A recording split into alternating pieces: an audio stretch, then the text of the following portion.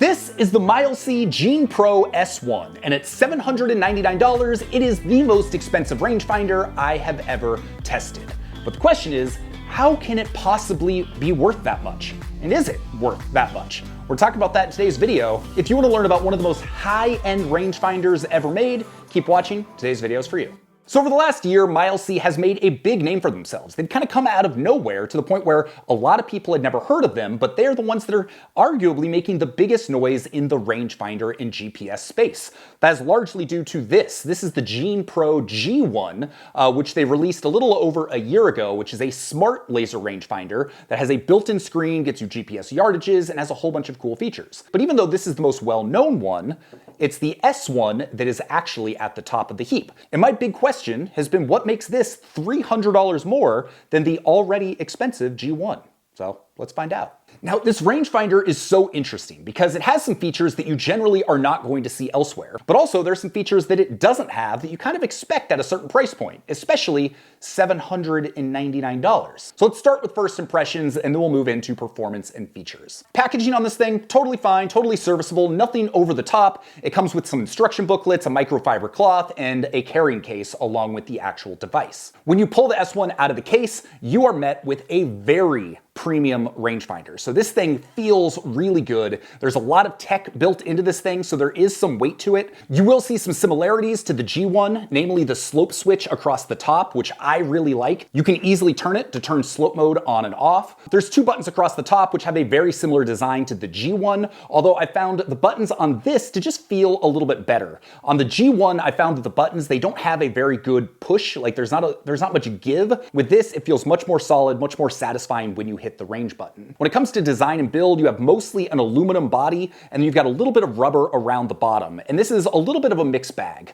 So as far as looks and construction goes, it feels very similar to the Titan series from Precision Pro. That also has an all-metal aluminum body, very durable, very robust. And then the rubber along the bottom provides a little bit of extra grip, which is nice. One slight problem I've had with it is just due to the way you hold it, it doesn't give you a whole lot of grip up here and on the sides. And if you're playing on a hot day, your hands get a little bit sweaty, I have found this is a little bit more prone to dropping than some other rangefinders I have used. You can actually see right here within the first 20 minutes of using it, I personally dropped it on the concrete, got a little chip, which, you know, that's not that big of a deal, but you have an $800 rangefinder, you don't want it to have nicks and dents and chips all over the place. The only issue after the drop is all cosmetic, otherwise it still completely works fine. But I did notice that compared to the Pro X3, compared to some other products I've used, this one is a little bit more slippery in the hands. So if you're prone to dropping things, prone to sweaty hands, just keep that in mind. That might be an issue here. But that's enough on first impressions, looks, and feel. Let's talk about some of the features that set this thing apart from other models.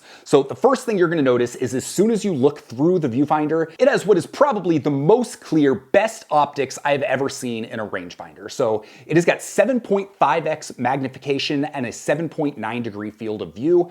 If you follow any of my reviews, you know that I think one of the biggest secrets to golf rangefinders is that 7x magnification. Most rangefinders have 6x. A handful of typically more expensive ones have 7x, the Bushnell Pro X3, the Cobalt Q6. This has 7.5x, and when you look through it, it just looks so good. You can see everything so clearly, so nice. It is a joy to use from an optics standpoint. Along with that, it has a built-in OLED display that allows you to choose between black and red optics. Both of those look excellent, and I like the fact it gives you the option for both. For one reason, if you're colorblind, having that option is nice, but a lot of devices these days, they're only giving the option for red, or only giving you the option for black, or only giving you the option to automatically switch back and forth between the two. With this one, you get both red and black. You can have it automatically switch, or you can manually select which one you want. So I like the fact that it gives you that option. One downside about that option in selecting black and red is that the menu system inside the rangefinder itself is very difficult to use. So when you go to the settings, you can scroll through and that'll give you options like turning the AI on and off, which we're going to talk about in just a second, changing meters to yards, brightness, things like that, turning fog mode on and off. There's a variety of different settings you can do, but it does not clearly tell you what each of those settings are. So unless you already know what the obscure icon might be, or you've gone in and you've looked at the instruction manual, figuring out how to change some of those settings until you are really familiar with the device is a little bit confusing and a little bit cumbersome. The good news is that at least you have the option to change it. It's just not always the most user-friendly to be able to do it. So let's talk about some of the features that set this thing apart. So one of the big marketing points for this thing is that it's got AI capabilities built in. And this came out a couple years ago. So this has been out for a while. This kind of came out before the full AI craze was fully in swing just across, well, the world. So honestly, when I got this, I wasn't entirely sure how it used AI, and the reality is it uses it in a different way than what I was expecting. So as I understand it, if you turn AI mode on, what it is doing is it is adjusting the settings based on the environment you are in. So if you're in really, really bright sunlight, it might automatically switch from red display to black display. If it's really cloudy out, then it'll automatically turn on fog mode, for instance. Along with all that, there are actually a bunch of sensors that are built into this that you don't find on most golf rangefinders. Those sensors calculate things like altitude, temperature, humidity, so that you can get the most accurate plays-like distance possible. Now, there are very few devices that have that stuff built in. The Bushnell Pro X3 line, that's the big one that comes to mind that has it. Many other devices, if you want that information, then you've got to pair it with an app in order to get it. That being said, one thing that this does lack compared to some of those others is to account for wind. So in fairness, to get wind specifically, I don't know of a single rangefinder that has that built in that does it well. You pretty much have to pair any of those with an app to get that data, but this has everything else, so essentially you're getting the best plays-like distance possible. I've also found it interesting that when I first saw this, it seemed like they were really playing up that AI branding. When I look at the sales page now, you don't really see much of a mention of it, and I'm guessing some of that comes down to some of that confusion around what it actually does. But essentially, when it is in AI mode, it is taking into account all the factors around you, it is adjusting the display, and it is adjusting the readings to give you the most accurate numbers possible, while also making everything as easy to see and easy to read as possible as well. I mentioned the fog and rain mode with this. I have tried very hard to find a foggy and rainy day over the course of the last 2 weeks, and have not had one where I could actually go out and test this. There's only one rangefinder I have tested that has a fog mode, and that was an old Leupold device, and honestly, the fog mode really didn't work very well on that for me, so I personally can't confirm that one feature, how well this works, although I do know that it was specifically developed for their tools line. So if you are in a big construction site that's hazy and dusty, that technology was designed to get you accurate numbers through all of that haze, all of that dust, all of that dirt, and that's kind of the origin story for this device specifically. Once I have had a chance to test it, I will update my written review, which you can find linked below, to give you my feedback on how well it actually performed. This thing does have a built-in magnet, which kind of surprised me because for the first 2 rounds, I didn't think it did. I tried to attach it to the side, I tried to attach it to the other side, didn't work. The magnet is actually along the bottom, and it's very robust. You can stick it up against a cart just like this, and it sticks really, really well. So a little bit of an interesting design, and I'm glad that it did end up having that because at first I didn't think that it did. I'm going to talk about 2 other unique features of this device, and then we're going to talk about performance and some of the pros and cons in my experience with it. So 2 unique features. One is becoming a little bit less unique. It is a feature you already find on the G1, and that is a cart path mode. I think they call it coach mode, but essentially from any point you can get the distance between the ball and the flag. So if you're playing cart path only, you can shoot the ball, you can then shoot the flag, and you can get the distance between those 2 points. That way you're not having to walk all the way out to the fairway, shoot it, walk back, get your clubs, or take like 4 clubs out there with you. It is a very nice feature to have if you are someone that plays a lot of cart path only golf. The other feature is one that I'm a little more on the fence about, and it's called pinpoint green. And so you can go up on the green and you just hit one button, it'll flip into pinpoint green mode.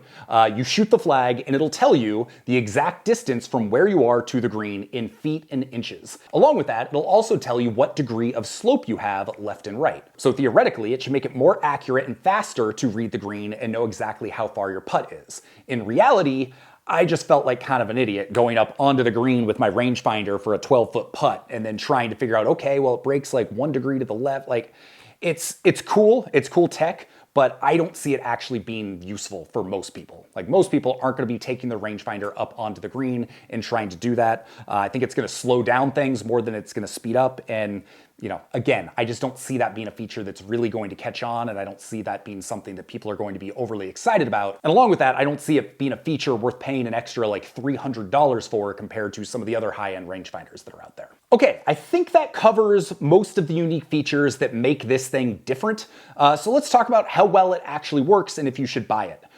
First off, using this rangefinder, as you would expect for an $800 product, it's wonderful. Like, the optics are great. You can get super fast, reliable readings so quickly. It locks onto the flag right away, giving you no doubt what the yardage is very confidently. Most of the time. There are a couple issues I've run into that kind of relate to that. So if you're just shooting like single short press, you point it anywhere near the flag, it locks on pretty much right away and will vibrate. So what it'll do is it'll vibrate every time you range a distance, which if you've watched any of my rangefinder reviews is something that bothers me. I typically say it should only vibrate if it knows it is locking onto the flag. Well, this one, while it will vibrate every time you range something, when it has locked onto the flag, it will give you a double vibration. And the best way to do that is to go into scan mode. So what you'll do is you'll hold down the button and then you'll scan through, and then once it locks onto the flag, it will double vibrate. That typically works really well, but I did notice one thing that I thought was interesting is that as it's doing it, it would double vibrate, and then it would take about half a second to switch from whatever it was shooting behind you to switch to the actual number. And so you kind of go through, it double vibrates, and it'll be like 205, and then almost immediately, a half a second, it'll go to 155 or whatever the flag actually is. But it's delayed just enough to be like, okay, double vibrate, got my number.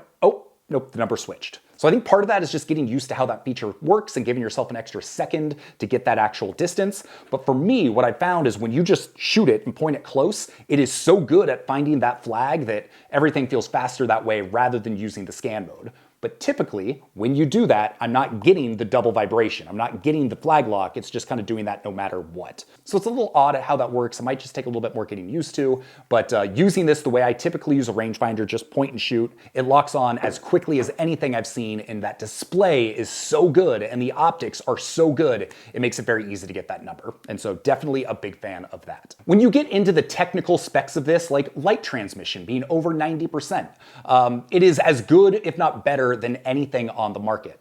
The only issue is that technical specs only go so far. There's a real world usability factor that I think just kind of plays in. And overall, not only does it have the technical specs to back it up, it is very good to use in the real world. That being said, feel in the hands, not necessarily great. Like I said, I dropped it within just a few minutes of using it for the first time. There are now some dual color OLED displays that I do feel like are really nice. So for instance, with like the Bluetooth Captain Pro or the voice Caddie TL1, everything is red, and then when it locks into the flag, you'll see a nice green optic in the display. Those dual color optics do feel really nice and really high end. Granted, those don't give you the option for black display, so if you are colorblind, something like this is going to be a better fit. Or if you just prefer a traditional black display, something like this may be a better fit. But like, it's good. It's really, really good. The display, the optics are great. Locking onto the flag, great. The scan mode and the flag lock, pretty good. Better than most, but still not necessarily perfect. Hand feel ergonomics are fine, but not perfect.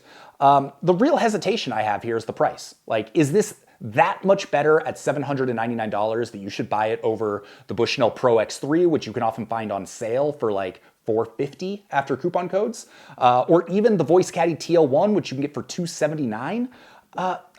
I don't think so. Like, it's not that much better. Yes, the optics are among the best I have ever seen ever. Yes, it is wonderfully reliable. That fog and rain mode, if it works, for some people, that might be something that pushes you over the edge. But some of those other features, the AI mode that automatically switches between black and white and adds some of that, like, that's fine, that's nice, but I don't necessarily know that it's gonna be that much of a game changer for most people. So the question is, should you buy it? I'm gonna say this. This is an absolutely wonderful rangefinder, one of the best I have ever tested. If this speaks to you, if you like some of the features that I have talked about here and you want to go out and buy it, it's in your budget, absolutely go do it. I think you'll be very happy with it. You can also use the coupon code that is listed below. It's going to save you 10%, which is going to make that $799 fee feel at least a little bit more palatable. But for the majority of people out there, can you get something that's nearly as good for a fraction of the price? Absolutely. You do not need to spend $800 to get a rangefinder that is going to give you really reliable, really accurate results, have a ton of features, and a really good user experience in the process. Obviously, either Bushnell model, the Tour V7 or the Pro X3 Link, the voice Caddie TL1, the Bluetooth Captain Pro is surprisingly capable and feature heavy for like $270 after our coupon code. So I just don't think for most people you need to spend this much money. My hope, Mileseey has been aggressively marketing lately. They have a bunch of products coming out. They're really trying to make a push into the American market. My hope is that the price on this is going to trickle down. If you can get this for closer to $500, then while yes, still a premium rangefinder, still a lot of money, then it becomes a much more compelling deal. It becomes a much more compelling value. Between this and the Bushnell Pro X3, which one would I go with?